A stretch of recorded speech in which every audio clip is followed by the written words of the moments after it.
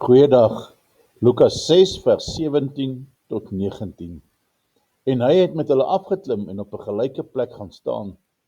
En daar was 'n skare van sy disippels en 'n groot menigte van die volk van die hele Judea en Jerusalem en die kusstreek van Tyrus en Sidon af, wat gekom het om te hoor en van hulle kwale genees te word. En die wat gekwel was deur onreine geeste, is ook genees.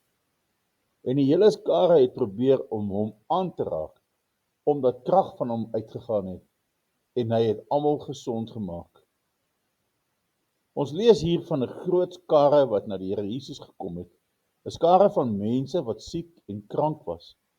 Almal wat in aanraking met die Here Jesus gekom het, het gesond geword, want daar het krag van hom uitgegaan. Ons lees dat die Here Jesus op 'n gelyke plek gaan staan het. Waarom het hy dit gedoen? Om dit maklik te maak vir swakkes, die krepeles en die siekes, om met hom in aanraking te kom. Hoe groot is die liefde van die Here? Hy kom by ons staan sodat ons in aanraking met hom kan kom. Hy neem al die struikelblokke uit ons pad uit, om ons te help om met hom in aanraking te kom. Hoe tegemoetkomend is die Here? Hoe graag wil hy ons help? Hoe wonderlik sterk is 'n liefde wat so handel. Ons behoefte om met die Here in aanraking te kom is baie groot.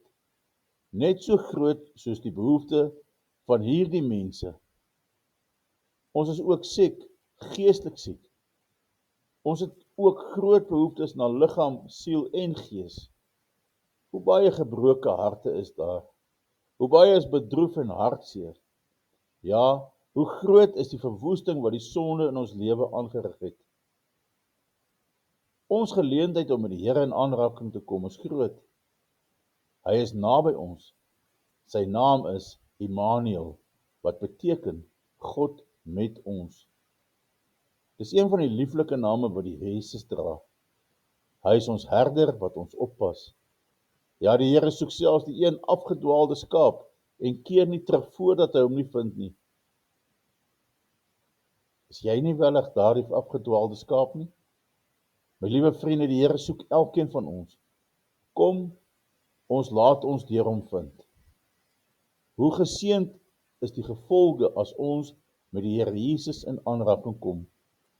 Dan word ons geestelik gesond en dan ondervind ons vrede met God, 'n vrede wat alle verstand te bowe gaan.